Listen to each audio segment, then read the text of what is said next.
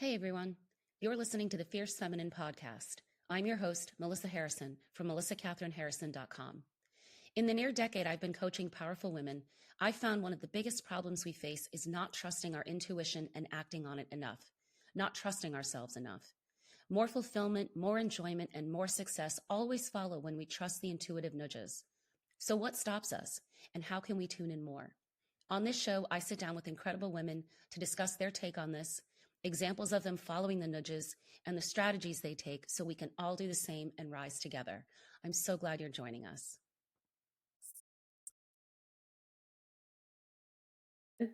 Welcome back to the Fierce Feminine podcast. Today we have with us Erica Lee. Erica, how long have we known each other? Like almost maybe a decade, I feel like. I feel like it's Yeah, been I a would long time. say at least definitely very close to that. Yeah, it's remarkable. And you are just one of my favorite people in the whole entire world. So I'm so thankful that you are joining us today. Thank you so much for having me. I feel the same, Melissa. I'm always honored. I was so excited when you reached out because I'm always happy to connect with you in any capacity, but I'm really excited to be part of this project. So thanks for having me on. Oh, so excited. So, could you start by sharing a little bit about your background, how you grew up, where you Sure. grew up, anything you feel comfortable sharing? Yeah, absolutely. So I grew up in Boston City till I was 13, and then we moved to the South Shore of Massachusetts, and I moved around quite a bit from being a teenager. I lived in Rosendale and West Roxbury for those first 13 years. For anybody's familiar with the city, and and I lived in Jamaica Plain and Southie as well before I was 18. So that's where I grew up. I really grew up kind of with a village. So I had my parents, but I spent a lot of time with my aunt, and she really like trained me to be an intuitive. Now, I've only realized this more recently, but when I would stay with her, I'd be like sitting there, like, when I was like 4 or 5 years old, and she'd be like, "Oh, Erica, who are you seeing? Is it your grandmother?" My grandmother had died in the 1960s. So she predeceased me being born by like 20 years. Um, and then the same aunt, she would take me to a Revolutionary War cemetery in our neighborhood, and she'd be like, "Tell me about the person in this grave. Tell me about the person in that grave," and she'd be like, "Tell me what I have in my hand." So these were things that she would do. Now, mind you, with my parents at their house, I would be like, "Oh, grandma's here." Same grandmother who had been passed for 20 years. And my parents were like, "Oh, you mean, oh, huh, imaginary friend," as what most parents would think. Yeah. And then one day I was like, "Oh, grandma's here with the rolling pin that has the water in it," which, Melissa, I'm not much of a cook, so I don't know anything about rolling pins that have water in real time. Mm-hmm. But apparently that's a thing. And not only did my grandmother have one, but when my dad bought the house where we grew up and moved out of his parents' home, like he took this rolling pin with him. But nobody, my mother didn't even know that, because typical Irish guy, we knew he had parents and he loved them and they were dead. And that was it. Never talked about it ever again. So when I said this about the rolling pin, my dad was like, "Oh, that's weird. Like, something's happening here." Mm-hmm. So he asked my aunt about it, and she was like, "Oh, that's normal." And he's like, I don't know if it's normal. Um, but she had said that there was a medium in her family. I don't think she called her a medium, because in Ireland, where they're from in that era, I don't think that, but basically what a medium is, that they were in the family. And my dad was pretty okay with this phenomena. He would say to my mom, he'd be like, "Mary, like, if she's doing okay in school, is it really a big deal?" Mm. And that was the other thing. He would be like, "Well, if your grandmother is coming back from the dead to talk to you, why don't you ask her for help on your math test?" Like, she's going to be able to do something for you. There's going to be a reason for this. And my mother was like, interesting. Now, they come from the same culture. Now, mind you, where their families live in Ireland is very culturally diverse in Ireland. But I mean, Ireland's an island and not a big one. So, it's like they're from the same culture.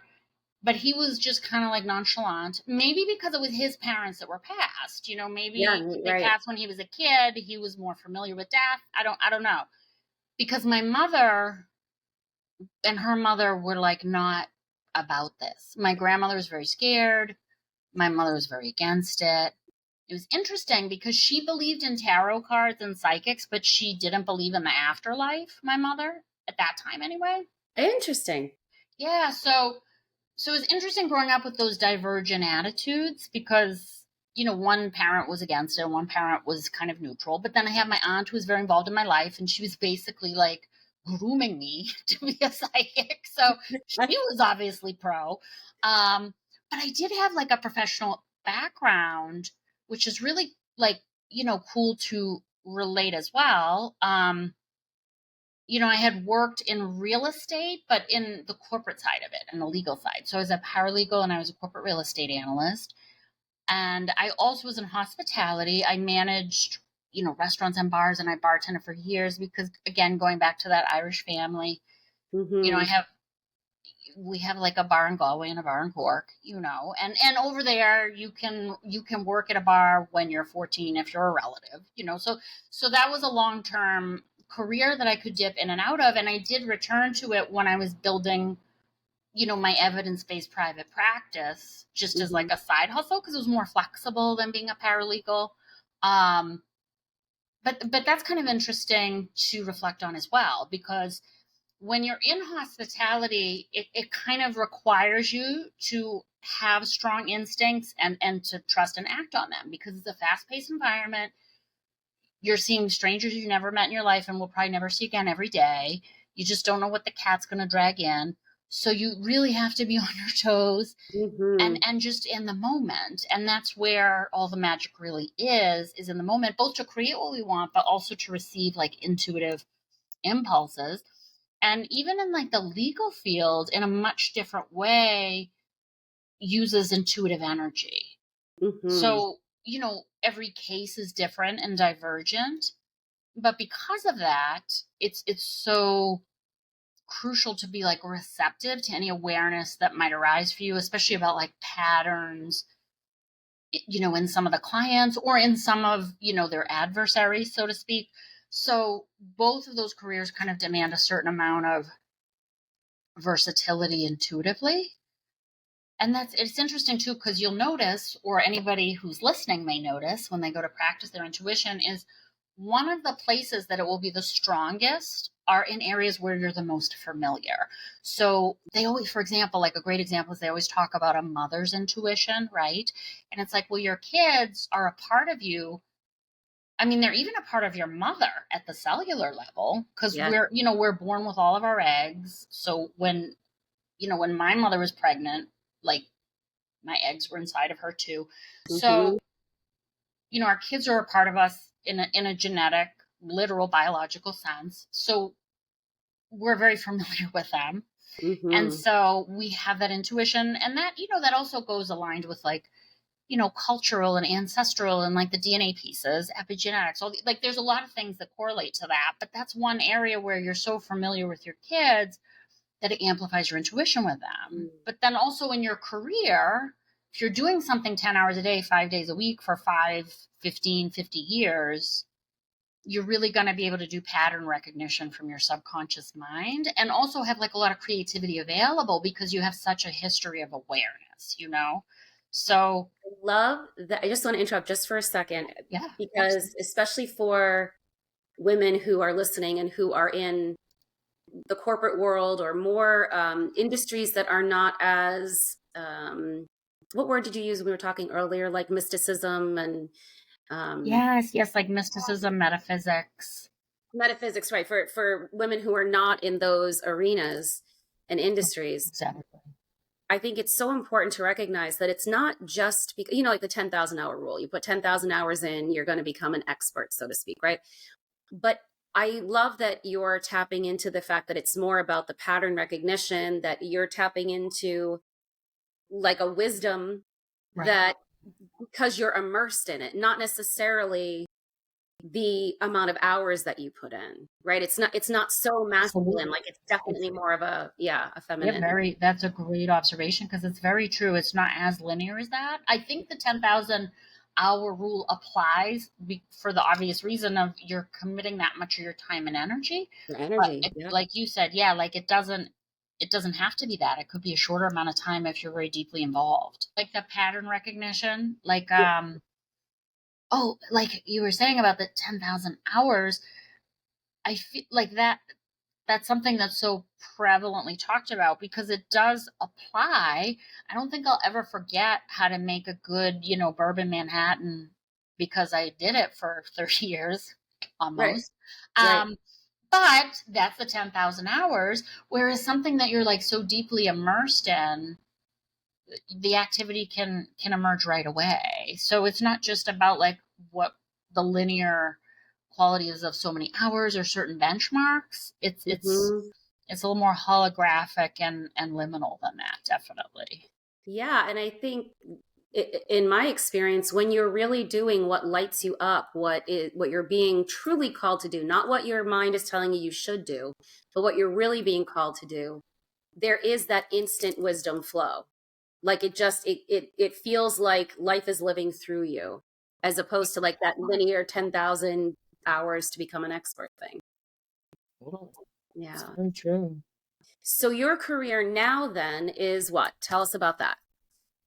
So I'm a full-time medium and intuitive or psychic. There's a lot of baggage around the word psychic in my industry, but I don't see why. I mean, I see why historically, but you know, um, which I love. It's very rewarding. It's very interesting, and I've always been someone, like you can imagine, as divergent as it may seem, to work in the legal field and real estate and hospitality and bar industry.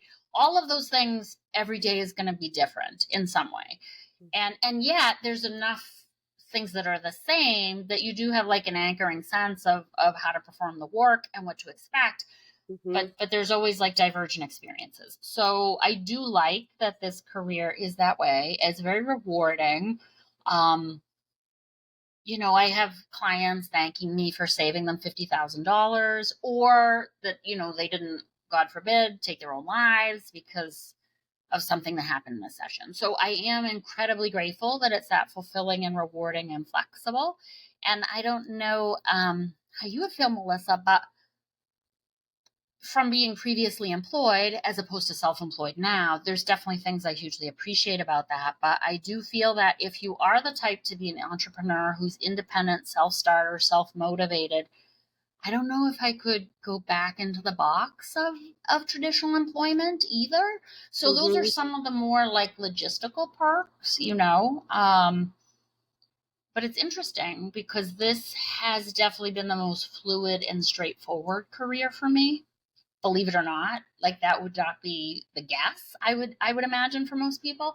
But yeah, it's been Well, an exciting ride. I'm curious if in your efforts to grow your business, your marketing, your networking, if spirit leads you, if your intuition leads you, or do you follow a pattern, or is it a mix? That's a great question. Well, my intuition does lead me for sure. And also, I feel what's been so helpful for me, which I would recommend to anybody in any field, is I just so happen to be a very social person, and I'm very curious about people, and I love people. That networking, for example, that's something that's very natural for me because Hmm. I was a bartender for so many years, and I just enjoy people. So I do think that following the things, like I have a lot of medium friends that have these crazy businesses that are amazing and they're super successful, and they're not leaving their house. Maybe if they go to Thanksgiving at their mom's, I mean, Hmm. like they're incredibly introverted, but they can work all this tech, so they do that. So I always encourage people, especially if you're in any kind of a creative field, to use what you have. Like if you're very social, which I'm lucky to be because then I can network and I do a lot of events, which doesn't put me off because, I love people. So But then my friends, that they'll never do an event or leave the house and they hate people, is what they tell me, self-reported. They write these crazy books and they have these wild pictures of like a dove in their backyard that's like so so just, you can lean into what works for you, I guess, I Mhm. think is the best advice in that direction. And because it's something that's natural for you, it's already kind of intuitive, right? So Yes. that's what I think is the most natural thing. And then again, where it's something that is natural for you, you're going to be intuitive about it anyway. So, Yep. I was just going to say you tap into that inner knowing that's unique to you. That's yes. what you need to do, and it'll, yeah, make you more successful. I love that. So, could you share with us? If you have a few examples, that's great. But if you could start with a time when you followed your intuition, even though it made absolutely no sense, it was crazy, and tell us what happened. That's a great question. Well, I guess so. When I was on the Travel Channel, I got an email. It was how it started. And I just, they solicited me to be on the show. And I felt good about it, but it's that neutrality thing. So I set the intention. I got this email and I said, okay, like, this is interesting. I'll Let reply and say can I'm you open to it. can you just back up a little and just share a little bit more about what the show was, so we all have some, like, I Yes, know of what course. the show was, but yeah.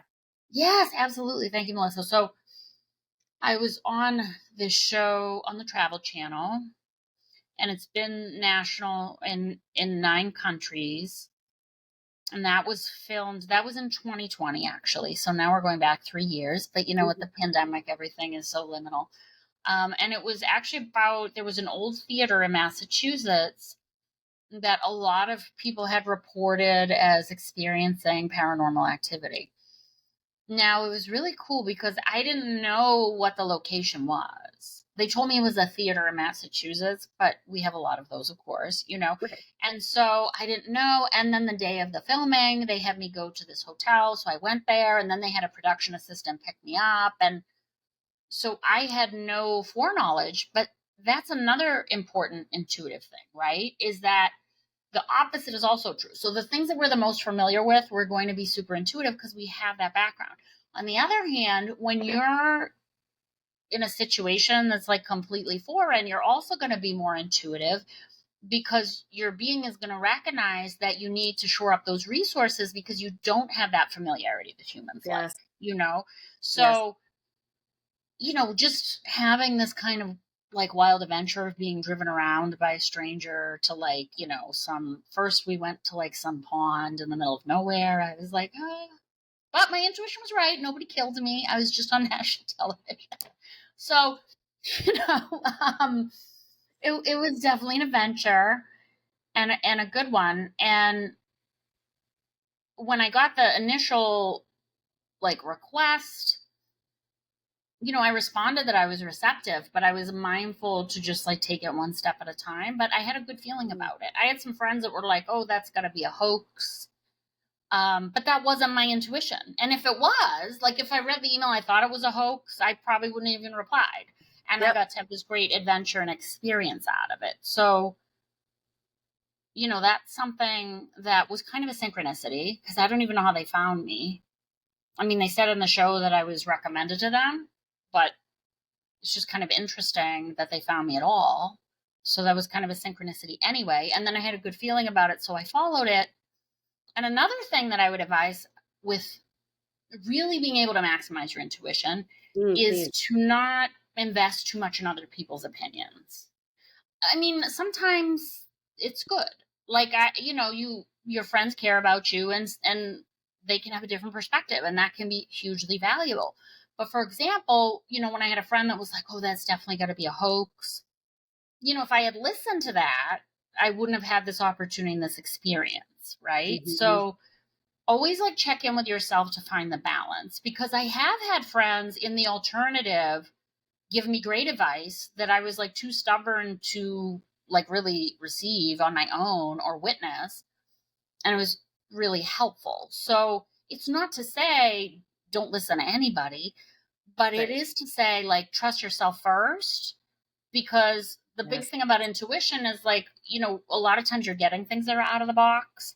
So we're naturally going to question it. And then when other people question it, I've definitely done it myself. People be like, don't talk to that man. Don't do this. Don't do that. And I'd be like, oh, okay. And I mean, nothing bad happened, but who knows if something good would have happened. So it's just important, I think, to listen to yourself first and foremost. Yeah. And I'm curious, leading from that, I'm curious what your thoughts are about what are some of the barriers women face in trusting their intuition? Like, why can it be so hard for us to listen to ourselves and trust ourselves?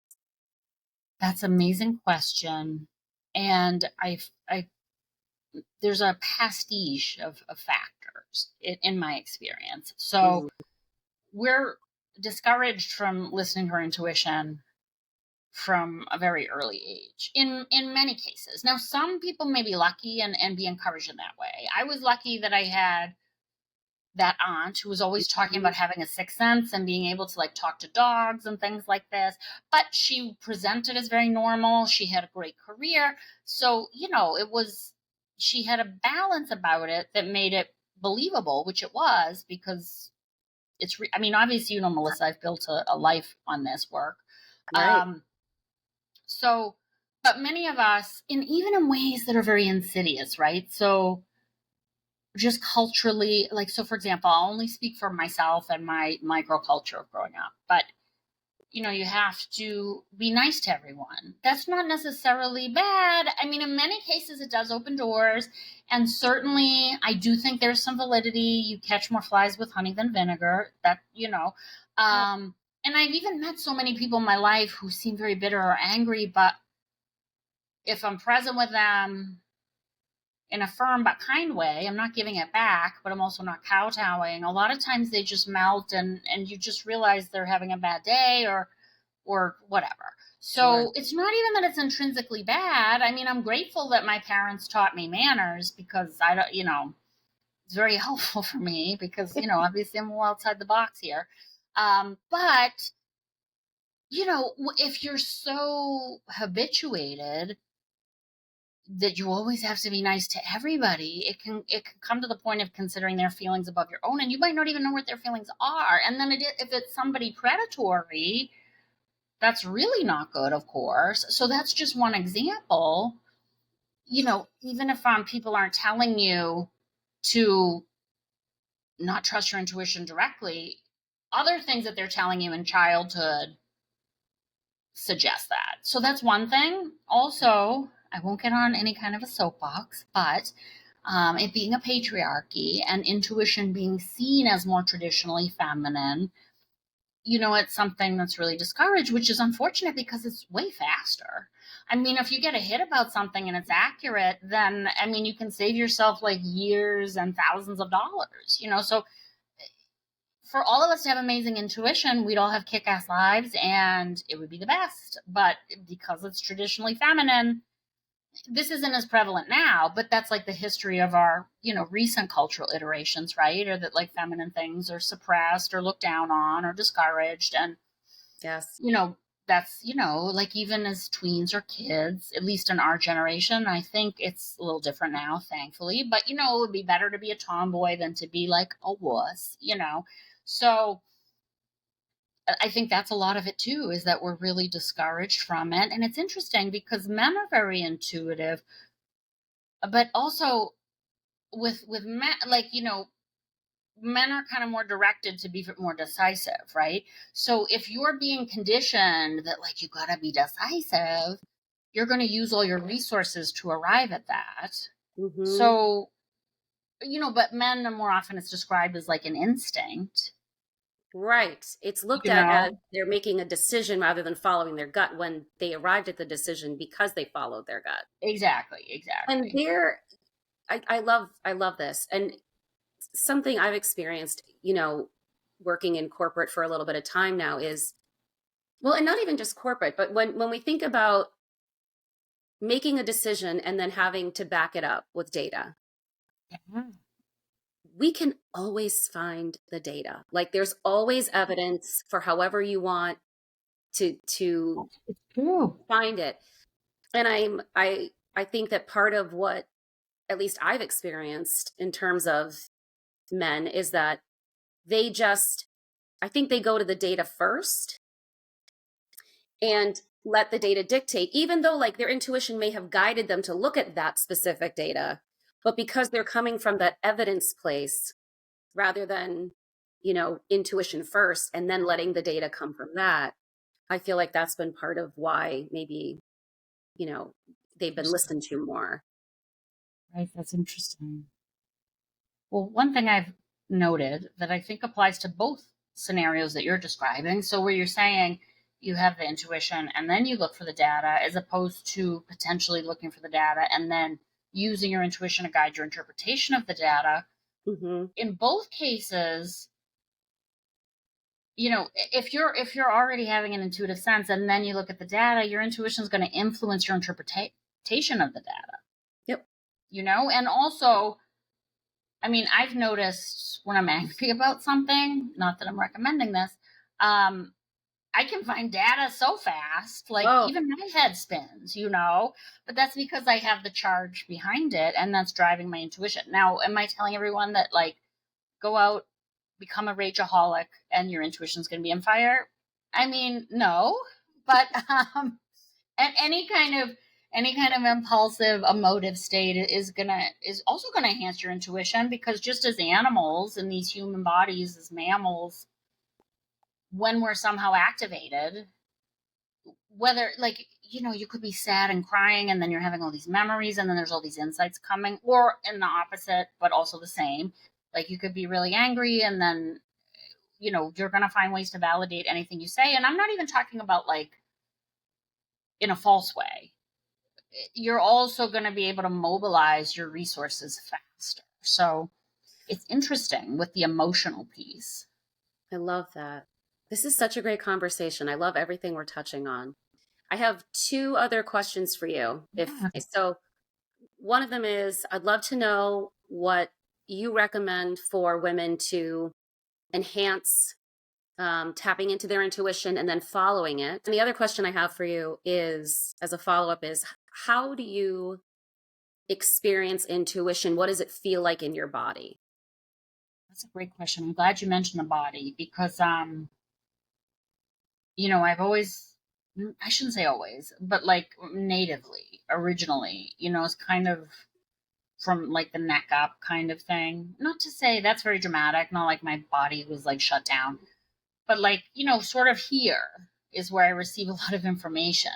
Yeah. But I'm glad you asked. Those two questions I feel are very relevant. So you're saying, what would you advise women to tune into their intuition, and how does it feel in your body? Well, you kind of answered in a way, because I was going to say, for most people, the body is the first source of intuitive information. So being in touch with your body will amplify your ability to know that you're receiving information or messages or intuition and be able to interpret it. And what's interesting is a lot of research strongly suggests, and it's also correlated to that whole thing of if you're sad or you're angry, there's something about intuition. It doesn't have to be this way, but there's correlations to like there being a relationship with your intuition and being activated in some way. And whether it's that you're just very energized and you're on a morning run, or whether you're like in a crisis mode, definitely activates you, and that activates your intuition, which is another reason it's very crucial, I think, to be in touch with the body. And a couple things that you can do that will help you feel more at home in your body and help your intuition is any kind of movement. So whether you're a gym junkie or you just want to like do breath work, anything that brings you into your awareness of your body is going to help, because a couple reasons. One is you're drawing more energy and more sensation and awareness into the body anyway to receive those body-based signals. And also because when it's like burning off steam, you can be getting these great ideas. And meditation is something I also recommend. Now, it's interesting because it's not so much that meditation and mindfulness are not the same thing, yada, yada, yada. But basically, having a regular movement practice and meditating are two things that are going to drive greater ease into your body. And the more ease you have in your body, the more comfortable you'll be being embodied and feeling the sensations. And then the quicker you'll notice when something is coming to you. So Yes. those are two things I definitely recommend. And intention is really everything. So you could Mm. already have like a great gym routine. So you're already ahead of the game. And then you can just intend and say like, okay, I already have this great, working out habits. I'm going to see how this can enhance my intuition. And I would be really interested for any of our listeners if they choose to do that, if they already are very engaged with body-based activity, and then they decide and intend they're going to see how it amplifies their intuition. I'm sure that, you'd be able to notice some things that you might not have noticed without casting that intention. I've done it. So yes, Oh, okay. I So can you got concur. it. So I would love to also hear from listeners like what their experience has been, because it's remarkable. Yeah, it's really fascinating. And do you, in terms of, and it's so true, feeling safe in your body. Like that's why I'm so huge on um, healing the nervous system. And when I say healing, I don't mean like there's ever a point where you're healed. I mean just like a practice of continually tuning in and just feeling as safe as you can. Because there's never going to be an ending point, because life is going to constantly traumatize us. Like it just, Right, really exactly, is, exactly. it's just a flow Yes. that needs to happen. And I'm curious how you feel it in your body. Like for me, there are two ways that I experience a true intuitive hit. And this has come through like trial and error. Like I followed things that I thought were intuitive hits, and then, you know, based on my unique experience, I've been like, oh, maybe that wasn't intuition. So based on that trial and error, I've experienced it as either it feels light and expansive, sort of in my chest, or it's like a click, like just like right around my belly button. Yeah, I So I'm love that. curious like, how it is for you, because I think we all have unique We receptors. do, we do. So for me, as I was saying, okay, so I have a perception of sight in the back of my head. Not like Okay. eyes in the back of my head like my mother would always talk about, but for example, like if I'm doing a session, Mm-hmm. I could see something or someone, but often I'll see it back here. But what's interesting is with some medical researchers told me like that is your visual processing center. So it's like signals are happening and using that faculty, even though we're not seeing it in the traditional way. I'll also like hear a lot of things. Um, but as far as the body goes, one thing that I experience that's very typical is a sense of chills or shivers or goosebumps, Okay. and I tend to experience it like in my arms, but sometimes I might experience it like at the back of my neck. Mm-hmm. So those are the more physical things, or I might feel like a surge of warmth in a way. Okay. Yeah. Now, I know a lot of people say like, "Oh, what's the difference between like intuition or fear response?" And a lot of people say it won't feel like fear, but I think what's tricky about that is it's not that I argue with that. But if you are in like a fear experience, you're going to be feeling fear even if you're having intuition, right? Yes. So if it's something that you're wanting to parse out, but not sure you have that much success with, what I recommend is that if something comes up and you can't natively decipher if it's fear or intuition, give it a couple hours and like revisit the thought or see if it comes up again. Because Mm-hmm. if you're getting the same message when you're in an activated state and when you're in a relaxed state, that's definitely something to pay attention for. That is mint advice. I love that. Pause and come back to it. Yes, exactly, Melissa. Yeah. So good. Is there anything else you'd like to share? I really can't think of anything except that I would say I totally agree with the nervous system healing piece and how it's a nonlinear journey. And keep that in mind with intuition because it does grow over time if Mm. you choose. Well, for most people, it grows over time anyway. Like I had a grandmother that lived to be almost 100. her mother lived to be over 100. And one of the things that she would say, like in her 90s, was like, it's not that I'm telling you, Erica, that I'm the smartest woman that ever lived, but I have lived for 90 years. So, like we were saying, you can be familiar with the bar industry or the legal field or education, have intuition that way. If you've been alive for 90 years, you're going to have more intuition about life anyway. So it tends to grow with time regardless. But if you intend that, it's going to grow even more. But keep in mind that patience is really a virtue with it, because you may notice times when you're like, oh, I'm getting all these synchronicities and every single one of my hits has been on.